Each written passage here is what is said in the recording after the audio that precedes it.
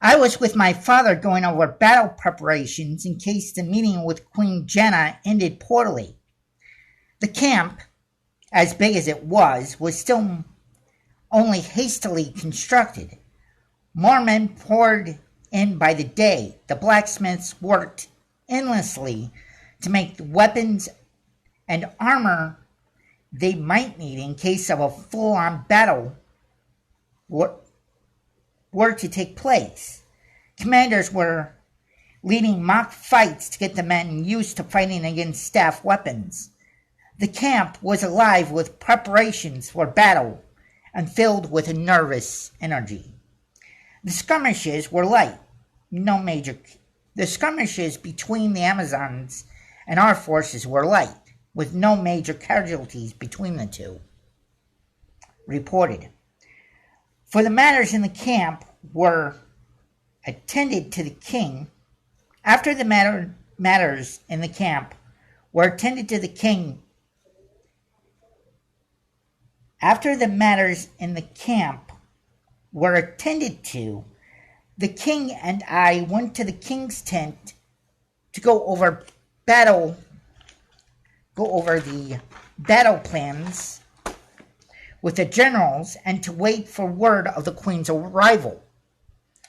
We didn't need to wait long. Shortly after arriving, and before any plans could be drawn up, a scout burst in the tent. "Sire, a large group of women dressed for battle were approaching from the north. In the lead is a tall woman with hair as smooth as the sea when it is calm and as black as a raven's feather. There are 20 in all. Should I alert the generals to prepare for battle?" "No. Prince Woodcrest, I, and our best swordsmen will go. Have the rest form up in case this is a trap, but don't move unless a weapon is drawn by me. Understood? As your sire commands." As me, the king, and the swordmaster approached the forest, a group of 18 Amazons formed a line to bar our path. With a raised hand by the king, we stopped the horses and dismounted. The line of the Amazons each had their bows at the ready. Not drawn, mind you, just an arrow notched, ready to be drawn and released in an instant. I know that should we not be welcome, they would have taken us out before we got within 50 paces. 2 Amazons parted from the middle of the line as a tall woman who was Queen Jenna and Princess Selena stepped out of the forest. The king, with me in tow, approached the two and bowed. "Your Majesty, I am King Woodcrest. This is my son, James Woodcrest." There he pushed me forward with a slap on the back. "I would welcome you and your fellow warriors to our camp to discuss negotiations. My countrymen are worried this is a prelude to war. I, for one, would like to avoid that." The queen simply nodded in reply. Back at the camp, we, King Woodcrest, myself, Queen Jenna, and Selena sat down at a large round table discussing a treaty that, in my opinion, didn't need discussing.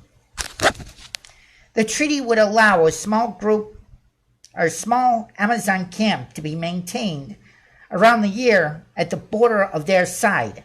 No more than 20 Amazons would be there at any one time. 50 Amazon. Queen Jenna wanted 50 Amazons, but they settled after much debating on 35. We would maintain a small military force of 50 men. After the queen heavily protested this, we took a break from the discussions. The king suggested we as a group hold a small, non-lethal, anything-goes battle between our best fighters. A ring was set up hastily for the two combatants. A few Amazons on one side with the queen front and center, and two combatants. The Amazons on one side with Selena front and center and Selena by her side, our small group on the other. The two entered the ring, our best swordmaster, and to my surprise, Selena entered with a staff. Remember, this is a non-lethal, no-holds fight. Both combatants will continue until first blood, or they're too incapacitated to continue. You may begin when you're ready, the king said. The swordmaster, looking at Selena, smiled. I heard him say, let's try to give him a good show. But don't worry. They gave me a dull blade, but it would still hurt should you get hit by it. As the fight continued, the swordmaster started to look drained. Selena didn't look fatigued at all. Selena brought her staff for a downward strike, missing her target completely. In fact, she wasn't even close. As the men laughed, I wondered why. Then I saw a vine had wrapped itself around the leg of the swordmaster. As Selena pulled his staff back, the leg of the swordmaster hit the dirt. He still had his sword in hand, pointed at Selena. She raised her staff in a left-to-right motion, and vines wrapped around his sword arm, pulling his right side to the ground. I yield, he said bitterly. The king entered the ring. Now that we have seen firsthand what you Amazons can do, let us show you what we can do. If your majesty would follow me to the mage's practice range, Selena, if you would release my men from the vine. Without turning around, Selena waved her hand, and the vines receded into the ground. The king knelt down by the swordmaster. Are you all right, my son? Thank you, my king. I'm fine. I hope we could avoid a conflict. I hate to go against him in a real fight. The king, standing up, motioned to me to join his side. Selena, the king spoke, I would like to know just how you did that. My son told me of your fighting prowess, but nothing like that.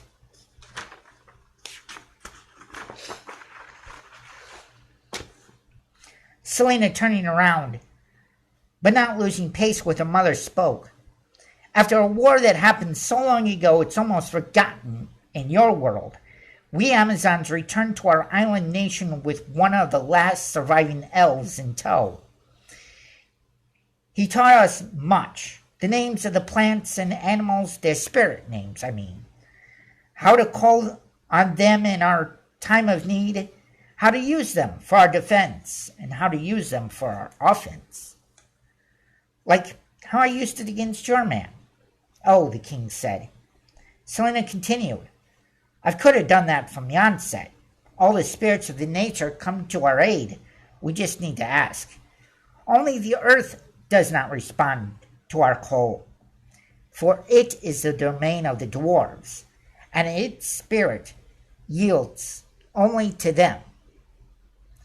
That's what I have so far. Hope you enjoyed.